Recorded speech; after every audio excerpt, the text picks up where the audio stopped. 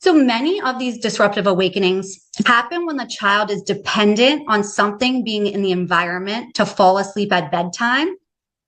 And then that thing is no longer there when they, again, naturally wake up in the middle of the night. So basically, if the child didn't know how to put themselves to sleep independently at bedtime, there's really no way they're going to be able to put themselves back to sleep in the middle of the night. So here's some common examples of sleep dependencies.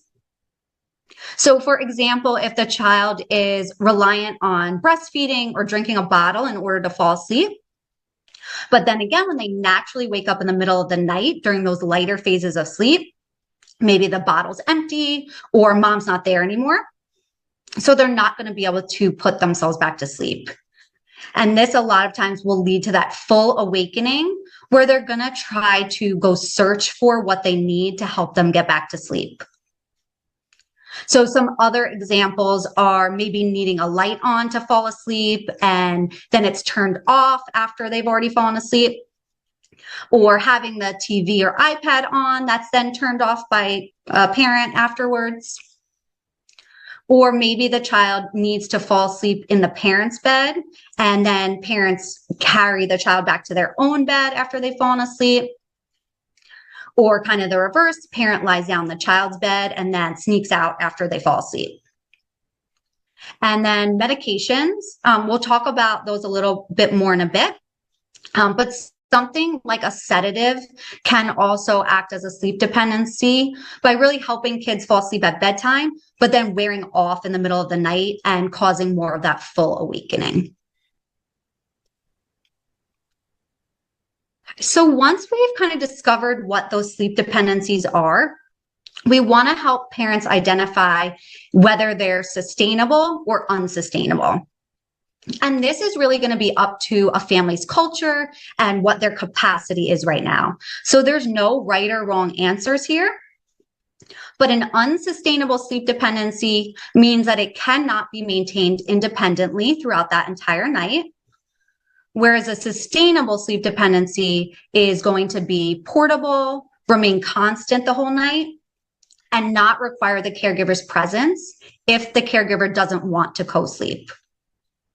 So this is also where we can have that co-sleeping conversation with families and let them know that it is a perfectly acceptable choice as long as the parent is willing to remain in the same room as the child for the whole night. So we definitely don't need to teach independent sleep. This, is up to the values of the family and is a perfectly good choice.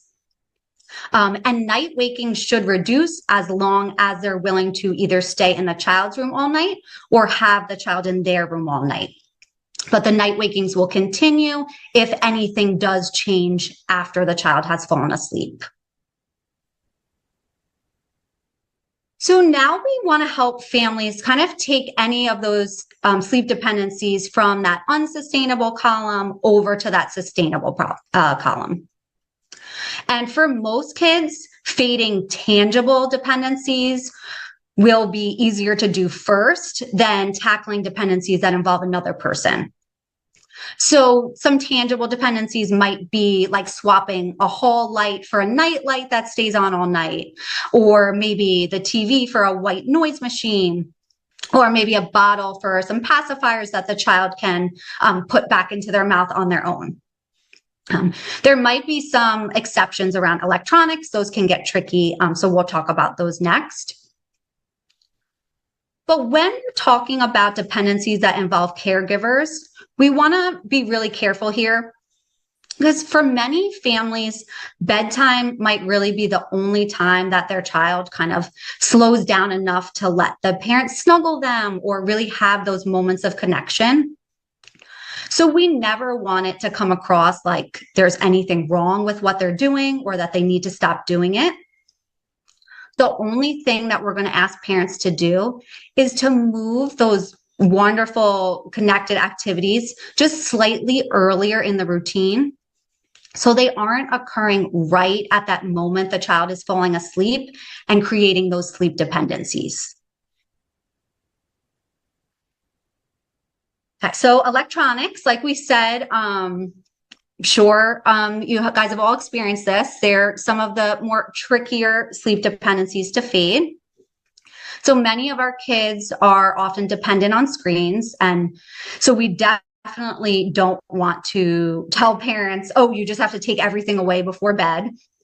That's not going to go over well, especially if it's going to set them up to deal with severe behavior.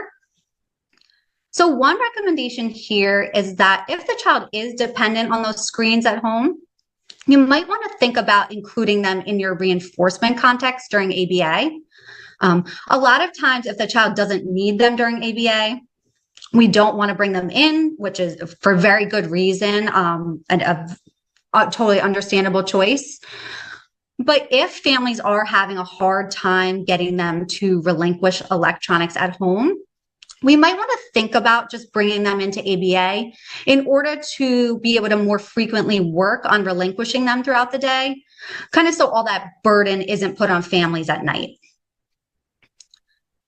And then even if completely taking electronics out of bedtime just isn't feasible right now, helping families with a small shaping procedure.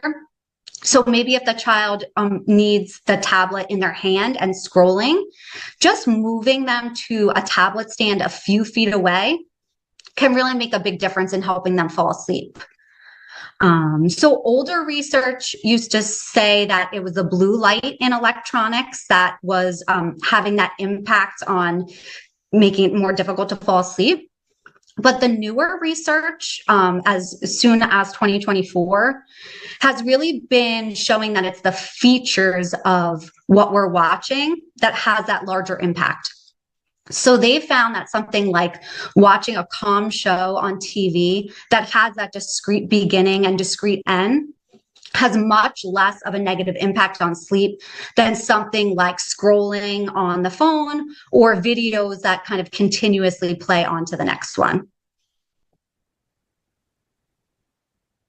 And then, like we said a little earlier, medications can affect sleep in a big way, and they can sometimes act as a sleep dependency, causing those middle of the night wake ups. So of course, it's never our job to make any medication recommendations, but if night wakings are a concern, we can definitely encourage parents to talk to their doctor and just see if there's any modifications that can be made to the timing. So for example, if a child's taking a sedative, if it can be given a little bit closer to when the child is naturally falling asleep, this can really help those environmental signals start to take over rather than just relying on that medication. And it should reduce those middle of the night awakenings. And then another medication that affects sleep is melatonin. And that is actually a hormone in our brains that regulate the sleep-wake cycle, but it's also sold as just an over-the-counter sleep aid. And there's two different types. So there's immediate release and extended release. Now, immediate release has not been shown to help with night wakings because it does wear off, but extended release might help with night wakings. There just needs to be more research on it. And then the other thing with melatonin is that it's not regulated the way other medications are in the US. So according to one study, there was a range from 0 to 347% of the actual dose of melatonin versus that advertised dosage in a sample. So that's a really, really big range. So if families do want to try melatonin, it's really best to recommend they get a prescription from their doctor so they will know what that exact dosage amount is.